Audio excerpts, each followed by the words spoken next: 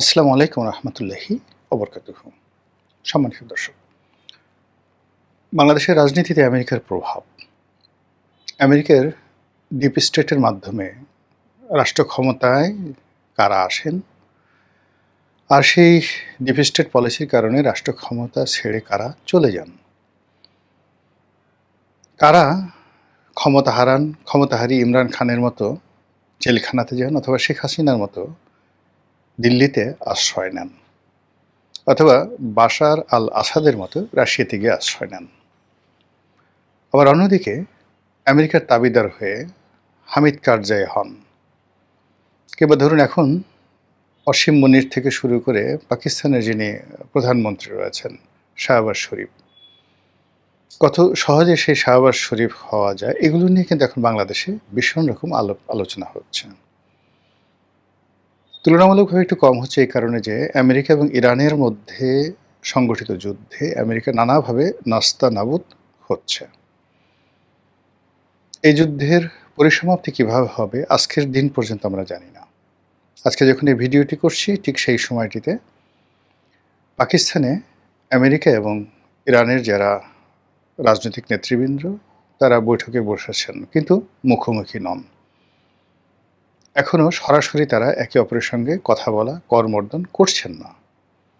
অন্যদিকে পাকিস্তানের প্রতিরক্ষা মন্ত্রী তিনি বিশ্ববাসীকে জানিয়েছেন যে ইরান এবং আমেরিকার মধ্যে সমঝোতা হচ্ছে কি হচ্ছে না এই বিষয়ে যেন কোনো মন গড়া শব্দ, কোনো মন গড়া বাক্য, কোনো সংবাদ মাধ্যম প্রচার না করে, তাহলে সারা বিশ্ব বিপদে পড়ে যাবে। যে কোনো একটি ভুল তথ্য এই সমঝোতার যে উদ্যোগ এটিকে ভেস্তে দিতে পারে।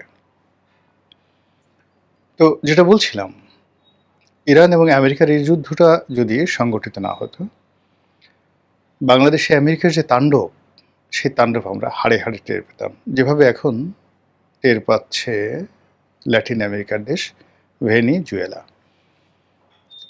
সে দেশের প্রধানমন্ত্রী নয়, সে দেশের রাষ্ট্রপতি মাদুরো, তাকে যেভাবে অ্যারেস্ট করে নিয়ে যাওয়া হয়েছে, তুলে নিয়ে যাওয়া হয়েছে, এটা কেবল সিনেমাতেই সম্ভব। জেমস বন্ড সিনেমাতে সম্ভব, ঠিক একই কায়দে তাকে তুলে নেওয়া হয়েছে। কিংবা যেভাবে ইরানের উপর আক্রমণ চালিয়ে তাদের প্রধান ধর্মীয় নেতা আয়াতুল্লাহ আলী খামেনিকে যেভাবে হত্যা করা হয়েছে, এবং এই হত্যা করার আগে প্রায় ২ বছর ধরে তারা ঘোষণা দিয়েছে যে তারা ইরানের সর্বোচ্চ নেতাকে হত্যা করবে, এবং সেই কাজ তারা করে ফেলেছে। কিন্তু সরাসরি যুদ্ধে জড়ানোর পর প্রকৃতি, পরিবেশ, ইরানের জনগণের মনোবল এবং সেখানকার সামরিক বাহিনীর রণকৌশল, সর্বোপরি হরমুজ প্রণালীর মতো একটি প্রাকৃতিক যে সম্পদ, বা যেটাকে বলা হয় একটা অমোঘ মারণাস্ত্র, একটি উত্তম ব্রহ্মাস্ত্র, যেটিকে আল্লাহ রাব্বুল আলামিন ইরানকে দান করেছেন। এই হরমুজ প্রণালী ব্যবহার করে ইরান যেভাবে এই যুদ্ধের সমস্ত গতিপথ পাল্টে দিয়েছে, যদি সেটি না হতো তাহলে আমেরিকা নিয়ে বাংলাদেশে যে সকল আলাপ আলোচনা হচ্ছে সেই সকল আলাপ আলোচনা অনেক অনেক বেশি হতো। আমেরিকা যে সকল দেশকে টার্গেট করেছে, যে সকল ব্যক্তিকে টার্গেট করেছে, যে সকল রাষ্ট্র এবং সরকার প্রধানকে টার্গেট করেছে গত ৭০ বছরে, তারা সবাই ভ্যানিশ হয়ে গেছে। সেই দেশ সার্বভৌমত্ব সবকিছু তছনছ হয়ে গেছে। এমনকি তাদের যারা বন্ধু, দীর্ঘদিন তাদের যারা বন্ধু, কোনো কারণে তাদের যদি সন্দেহ হয় যে এই বন্ধুটি আর আগের মতো কাজ করছে না, তখন তারা সরিয়ে দেয়, যেভাবে সৌদি আরবের বাদশা ফাইসালকে তারা মেরে ফেলেছিল। তো বাংলাদেশে আমেরিকার যে দাপট, এটি আমরা আসলে প্রথম দিকে টের পাইনি। যখন আমি নিজে সংসদ সদস্য ছিলাম, তখন আরও অনেকের মতো আমেরিকার সঙ্গে আমারও ভালো সম্পর্ক ছিল। আমেরিকার রাষ্ট্রদূত কিংবা আমেরিকার ফেলোশিপ নিয়ে সে দেশে যাওয়া, সে দেশে ভ্রমণ করা, এই সুযোগ আমার হয়েছে। কিন্তু তারপরেও আমেরিকা সম্পর্কে যে নেতিবাচক চিন্তা চেতনা, সেই নেতিবাচক চিন্তা চেতনা করার সুযোগ আমার ১ম হয় ড্যান ডব্লিউ মজীনার জামানাতে, যখন তিনি রাষ্ট্রদূত ছিলেন। ওই সময়টাতে শেখ হাসিনা মূলত ড্যান ডব্লিউ মজীনার সঙ্গে খুব খারাপ আচরণ করতেন।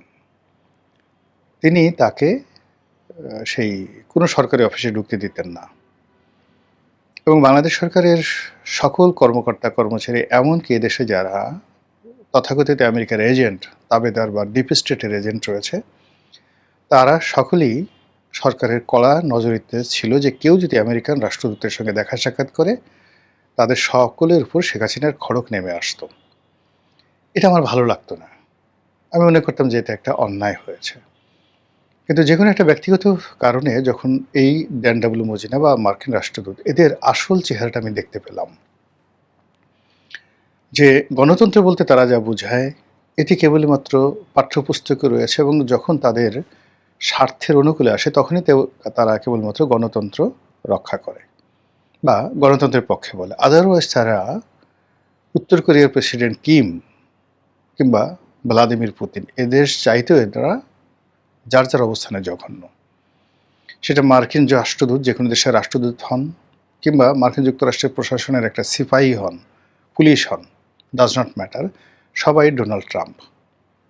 তো এই যে তাদের যে মন মানসিকতা, সেই মন মানসিকতা টের পাওয়ার পর এই রাষ্ট্রটি সম্পর্কে আমার ভিতরে যে নেতিবাচক একটা অবস্থা তৈরি হয়েছে, এবং এরপর থেকে আমি এদেরকে এড়াইয়ে চলি। 2014 সন থেকে 13 সন থেকে আমি এদেরকে এড়িয়ে চলি, এদের ধারে কাছে আমি কখনো যাই না। এবং শেখ হাসিনা তাদের ব্যাপারে যে সিদ্ধান্তগুলো নিয়েছেন, এই কারণে সবসময় তাকে স্যালুট করেছি এবং এখনও করি। কিন্তু শেখ হাসিনা, ডক্টর মোহাম্মদ ইউনূস, প্রথম আলোর মতিউর রহমান, তারপর ডেইলি স্টারের মাহফুজ আনাম, এদের সম্পর্কে তিনি যে নেতিবাচক মনোভাব পোষণ করতেন, তাদেরকে শত্রু ভাবতেন, এটা আমার আসলে পছন্দ হতো না। আমি ওনার সামনে ওনার সমালোচনা করেছি, প্রকাশ্যে সমালোচনা করেছি, নানা রকম কথাবার্তা বলেছি। আচ্ছা, এখন 2026 সনের এই এপ্রিল মাসে আপনারা একটু বুকে হাত দিয়ে বলেন তো, যে আমেরিকার বিষয়ে, ডক্টর ইউনূসের বিষয়ে, প্রথম আলো, ডেইলি স্টারের বিষয়ে শেখ হাসিনা যে মনোভাব পোষণ করতেন, এটাকে কি আপনার এখন খুব অন্যায় বলে মনে হয়? শুধু এতটুকুই প্রশ্ন। দ্বিতীয় প্রসঙ্গে আসি। যেহেতু শেখ হাসিনা দ্বারা আমি ক্ষতিগ্রস্ত হতাম, তারপর ক্ষতিগ্রস্ত হয়েছি, সেই কারণে কি হতো, তিনি যাদেরকে অপছন্দ করতেন তাদের প্রতি আমার একটা দুর্বলতা কাজ করত। তিনি জামাতকে অপছন্দ করতেন, জামাতের ব্যাপারে আমার একটা সহানুভূতি কাজ করত। তিনি তারেক রহমান সাহেবকে ভীষণ রকম অপছন্দ করতেন। অনেকটা শেখ হাসিনার সাথে জিদ করে আমি তখন সেই তারেক রহমান সাহেব সম্পর্কে, বিএনপি সম্পর্কে পত্রপত্রিকায় লিখতাম, ইতিবাচক নানা রকম কথা বলতাম। তখন আসলে আমি ছাড়া তারেক রহমান সাহেবের নাম লেখার মতো, পত্রপত্রিকায় তার নাম উচ্চারণ করবে, এই ধরনের কোনো একটা লোক পুরো 2000 মানে কি বলবো 10 সন থেকে একেবারে উনি যেদিন পর্যন্ত ছিলেন একজন ছিল না। তারা রাজনীতির মঞ্চে কথাবার্তা বলতেন, কিন্তু পত্রপত্রিকা লেখায়, টেলিভিশনে এসে সব ধরনের কথাবার্তা বলা অসম্ভব ছিল। তো এই যে কথাগুলো বলেছি, তার সঙ্গে সঙ্গে আবার তিনি আমেরিকাকে যেভাবে অপমান করতেন, এটা 2014 সন পরে আমি মনে করেছি এটা সঠিক আছে, কিন্তু তার আগ পর্যন্ত আমার মনে হতো শি ইজ রং। তিনি কেন হিলারি ক্লিন্টনকে পাত্তা দিতেন না, কেন বারাক ওবামাকে পাত্তা দিতেন না, কেন জন কেরি পররাষ্ট্রমন্ত্রী তাকে পাত্তা দিতেন না, এবং আমেরিকাকে দুই চোখে দেখতে পারছেন না। আমেরিকা যখন বাংলাদেশকে, যাকে বলা হয় বাংলাদেশের উপর নিষেধাজ্ঞা দিল, তিনি তখন স্বাগত জানালেন। ড্যাম কেয়ার, যে ওরা কি করবে, র্যাবকে দিচ্ছে, পুলিশের আইজিকে দিচ্ছে, ডাজ নট ম্যাটার। সে বলে যে আমরা কেউ আমেরিকা যাব না, আমেরিকায় যাব না, আমেরিকার কোনো কিছু আমাদের দরকার নেই। তো তারপর তিনি টিকে ছিলেন। তো যখন দেখা গেল যে তার সাথে আর পেরে উঠছে না কূটনৈতিকভাবে, তাকে চাপ প্রয়োগ করে কোনো কাজ হচ্ছে না, তখনই এই যে ডিপ স্টেটের যে খেলা, সেই নির্মম খেলায় আমাদের যে কি ক্ষতি হয়ে গেছে, কি সর্বনাশ হয়ে গেছে, কি গোলামের জিনজির, দাসত্বের শৃঙ্খল আমাদের হাতে পায়ে 18 কোটি মানুষের হাতে পায়ে পুড়িয়ে দেওয়া হয়েছে।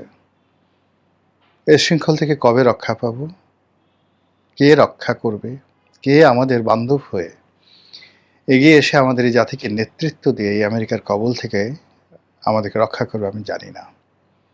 তবে দিন যত যাচ্ছে ততই অন্তত আমেরিকার এই বিষয়ে শেখ হাসিনার গ্রহণযোগ্যতা, তার প্রয়োজনীয়তা মানুষ অনুভব করছে।